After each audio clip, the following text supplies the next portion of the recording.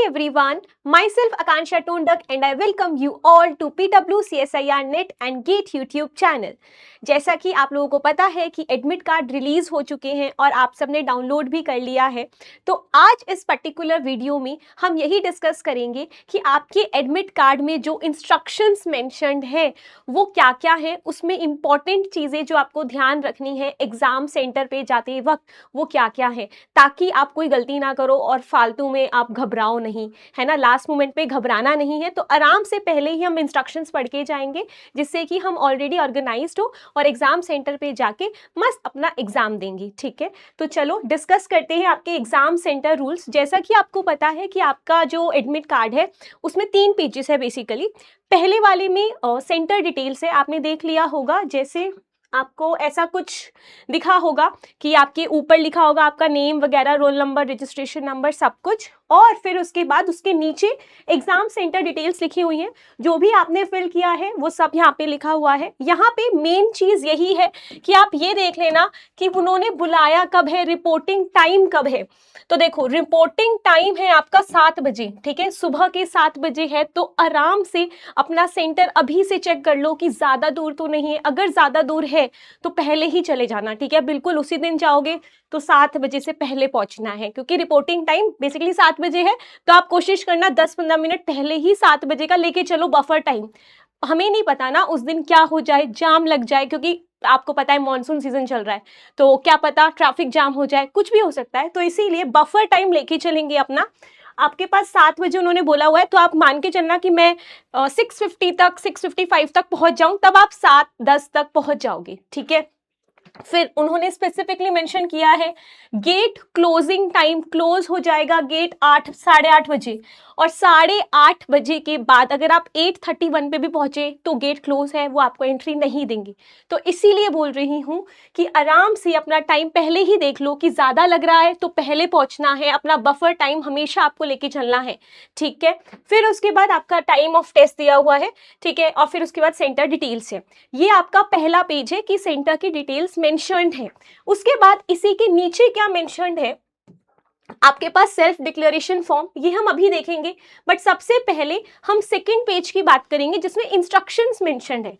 Okay, चलो instructions देखते हैं। सबसे पहले देखो, आपके पास यहाँ पे सबसे पहली बात उन्होंने खुद ही बोली है कि रिपोर्टिंग टाइम पे आ जाना, क्योंकि जब आप रिपोर्टिंग टाइम पे जाओगे तभी आपके पास बफर टाइम है। अगर आप मान के चलोगे कि गेट क्लोजिंग टाइम पे ही जाना है तो आप पक्का हो सकता है कि लेट हो जाओ। तो इसीलिए कोशिश करना 7 बजे पहुंच जाना, ठीक है। नहीं तो मैक्सिमम 7:10 लेके चलना। उसके बाद आप मत लेके चलना कि मैं तो आराम से 8 बजे तक पहुंच जाऊंगा, नहीं, ऐसे नहीं करना, ठीक है। तो यहाँ पे यही लिखा गया है कि the candidate must reach the centre at the time as indicated on the admit card against reporting और एंट्री टाइम, ठीक है। फिर उसके बाद यहाँ पे लिखा गया है कि आपके पास जो भी आपका एडमिट कार्ड है उस पर आपका स्पेसिफिकली मेंशन्ड है कि ये सब्जेक्ट है। वो सब आपको देख लेना है कि हाँ आपने सही भरा था ना, कि ये सब्जेक्ट में मुझे देना है, ठीक है। फिर यहाँ पे बोला गया है जो मेन है, that is no candidate, very important, देख लो, no candidate shall be permitted to enter the exam center after the gate closing time। 8:30 बजे के बाद वो आपको नहीं जाने देंगे, इसीलिए अपना बफर टाइम लेके चलना। Then no candidate shall be permitted to leave the examination room. आपका भले ही एग्जाम खत्म हो गया, वो जाने नहीं देंगे, पूरा आपका 3 घंटे का पेपर है, ठीक है। और जो भी आपके PWD या PWBD वाले कैंडिडेट्स हैं उनको एक्स्ट्रा 20 मिनट मिलेंगे, ठीक है, पर आवर। ओके, अब देखो नेक्स्ट कि आपको क्या क्या ले जाना है और क्या क्या नहीं ले जाना, ठीक है। तो अगर मैं यहाँ पे लिखूं कि सबसे पहली बात जो आपको लेके ही जाना है that is this admit card, photocopy of admit card, ये तो आपको लेके ही जानी है, ठीक है। इसके साथ में क्या क्या लेके जाना है, सिर्फ एडमिट कार्ड नहीं लेके जाना। बहुत सारे बच्चे होते हैं कि सिर्फ एडमिट कार्ड लेके चले जाते हैं। यहाँ पे जो स्पेसिफिकली मेंशन्ड है that is valid ID proof, वो भी लेके जाना है। अभी हम डिस्कस करेंगे कि कौन सा वैलिड आईडी प्रूफ है आपका, वैलिड आईडी प्रूफ लेके जाना है। एंड थर्ड, आप 2 पासपोर्ट साइज फोटो रखोगे। जो पासपोर्ट साइज फोटो आपने इस एप्लीकेशन फॉर्म भरते टाइम अपलोड करी थी वही दोनों आपको रखनी है, एग्जैक्टली सेम वही, ठीक है। तो 2 passport size photos,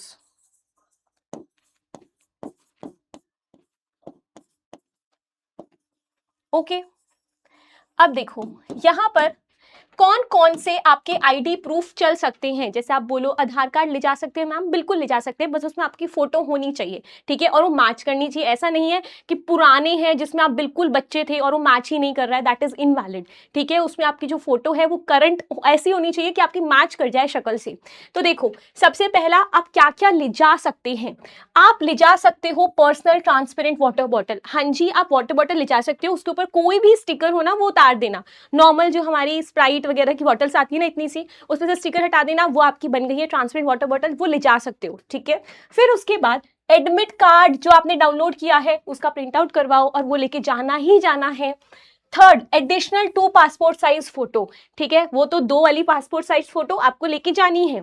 third, then fourth, original valid ID proof. अब ये आईडी प्रूफ हमारा कौन सा है, यहाँ पे लिखा हुआ है देखो, पैन कार्ड, पैन कार्ड चलेगा, ड्राइविंग लाइसेंस बिल्कुल चलेगा, वोटर आईडी, पासपोर्ट चलेगा, आधार कार्ड भी चलेगा विद फोटोग्राफ, विदाउट फोटोग्राफ नहीं चलेगा, एंड ई आधार कार्ड जो आता है वो भी चलेगा, ठीक है।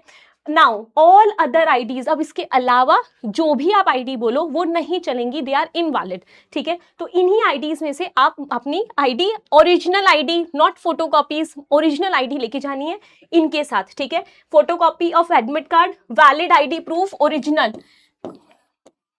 कोई फोटोकॉपी नहीं लेके जानी इसकी, इसको ओरिजिनल लेके जाना होता है हमको, समझ गए, डन। फिर उसके बाद आप क्या नहीं ले जा सकते, आप नहीं ले जा सकते कोई मोबाइल फोन, कोई पेन भी नहीं लेके जाना, वहां आपको पेन मिलेगा, ठीक है। तो यहाँ स्पेसिफिकली मेंशन है, candidates are not allowed to carry any other personal belongings like pen, pen नहीं लेके जाना, electronic devices, metals, mobile phones. अब देखो जैसे गर्ल्स हैं वो वियर करती हैं इयररिंग्स वगैरह, रिंग्स वगैरह, जो भी आप कैरी करते हो वो सब उतार के जाना। जो इयररिंग्स है उनको ऑलरेडी निकाल देना, चाहे वो गोल्ड के हो, किसी भी चीज़ के हो, आर्टिफिशियल तो निकाल ही देना, और गोल्ड के भी निकाल के जाना, अदरवाइज वो लोग फिर टेप लगाते हैं या कुछ भी करते हैं, फिर वो मना भी कर देते हैं। तो इसलिए पहले ही आप प्रिकॉशन ले लेना कि निकाल देना। जो भी चेन पहनते हो, जो भी आप रिंग्स पहनते हो, वॉच, कुछ भी अलाउड नहीं है। यहाँ पे मेंशन नहीं है कैलकुलेटर के बारे में कि फिजिकल कैलकुलेटर लेके जाना है कि नहीं जाना, नहीं लेके जाना। तो यहाँ पे देखो मैं लिख रही हूँ जो नहीं लेके जाना, ठीक है, नॉट अलाउड। जो अलाउड नहीं है, क्या अलाउड नहीं है, सबसे पहला मोबाइल फोन्स अलाउड नहीं है, आपको कोई भी मोबाइल नहीं लेके जाना भाई, ठीक है। वॉच अलाउड नहीं है, रिस्ट वॉच कुछ भी नहीं लेके जाना, ठीक है। वहां पे आपके पास भाई ऑनलाइन पेपर है ना, आपके पास पूरा यहाँ पे दिखेगा कि हाँ इतना टाइम बच रहा है, इतना नहीं बच रहा, ठीक है। फिर उसके बाद आपको कैलकुलेटर भी नहीं लेके जाना, ठीक है, वहां पे आपको वर्चुअल कैलकुलेटर मिलेगा।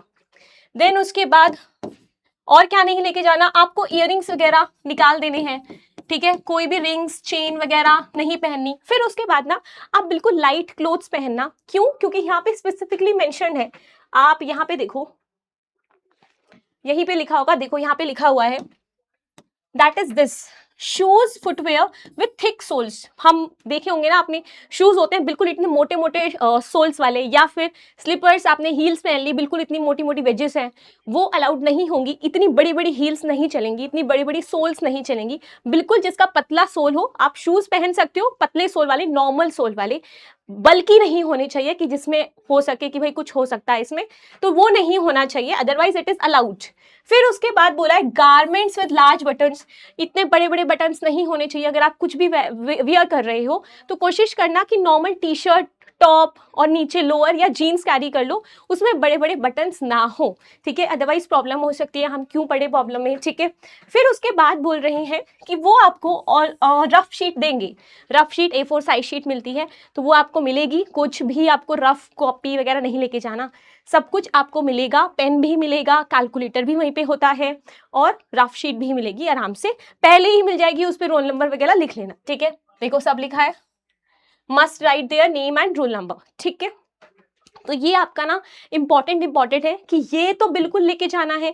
आप फिर से पूछोगे, मैं अभी बता रही हूँ, जो आपने एप्लीकेशन फॉर्म में अपलोड करी है वही आप पासपोर्ट साइज फोटो लेके जाओगे, 2, ठीक है। फिर उसके बाद ये सब चीजें तो बिल्कुल नहीं लेके जानी जो यहाँ पे मेंशन है। ट्रांसपेरेंट वाटर बॉटल आप बिल्कुल ले जा सकते हो, 8:30 के बाद एंट्री नहीं होगी, ठीक है। डन।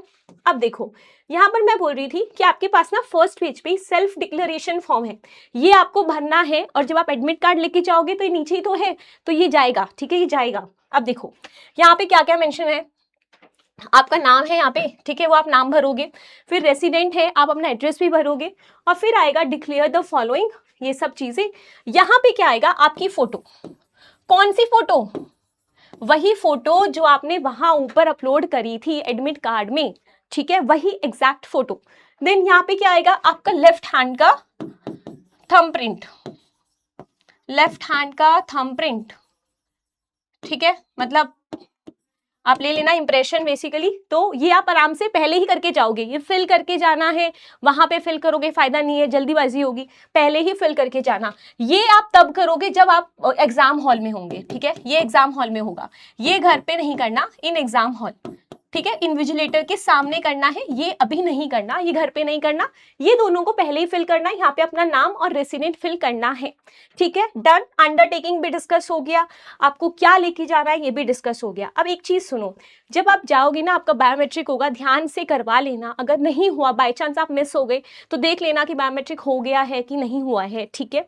फिर उसके बाद जब आप स्क्रीन पे बैठोगे तो आपका फोटो आता है, आपका नाम आता है, सब्जेक्ट आता है कि आप किस सब्जेक्ट से दे रहे हो, एप्लीकेशन नंबर आता है, रोल नंबर आता है, सब कुछ आता है। तो वो एक बार क्रॉस वेरीफाई कर लेना सो दैट कुछ चेंजेस ना हो। मतलब आपने भरा है फिजिकल साइंस और केमिकल साइंस आ गया, राइट, तो उसमें आपको फिर इन्विजिलेटर को इन्फॉर्म करना होता है, तो पहले ही एक बार आप क्रॉस वेरीफाई कर लेना कि सब कुछ ठीक है कि नहीं है।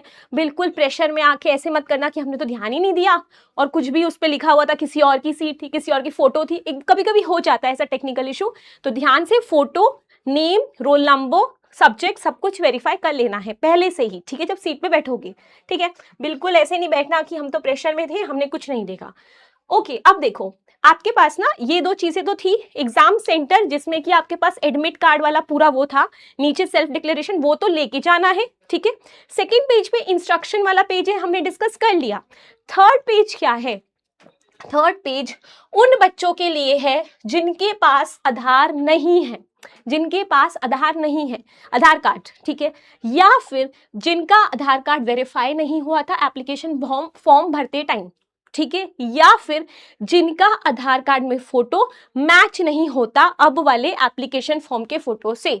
ये सब अगर कंडीशंस हैं तो ये फॉर्म आपको भर के लेके जाना है। जिनके पास ये कंडीशंस नहीं आ रही उनको ये फॉर्म भर के लेके नहीं जाना, ठीक है। तो देखो यहाँ पे साफ लिखा हुआ है, declaration form from non Aadhaar candidate, ठीक है, यहाँ पे पूरा ये ऐसे लिखा हुआ है, to and so on. Then I hereby, आप फादर का नाम लिखोगे, मदर का नाम लिखोगे, फिर आपको यहाँ पे सिलेक्ट करना है कि आप ये फॉर्म भर क्यों रहे हो।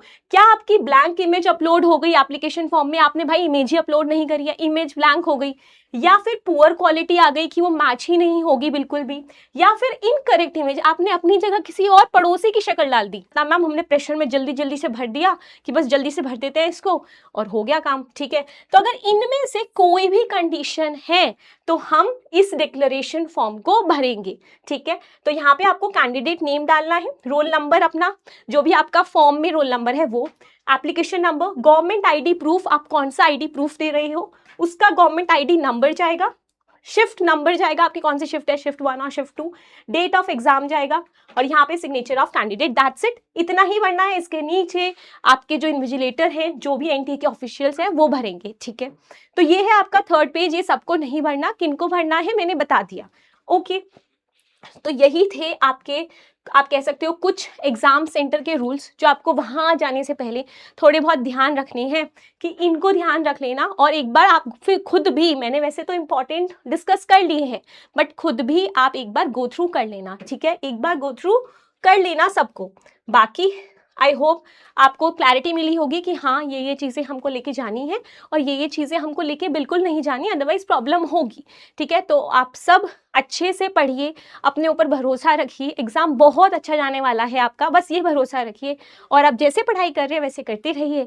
All the best to everyone, जो भी एग्ज़ाम दे रहा है आप सबका एग्ज़ाम बहुत अच्छा होगा, मेरी यही प्रार्थना है।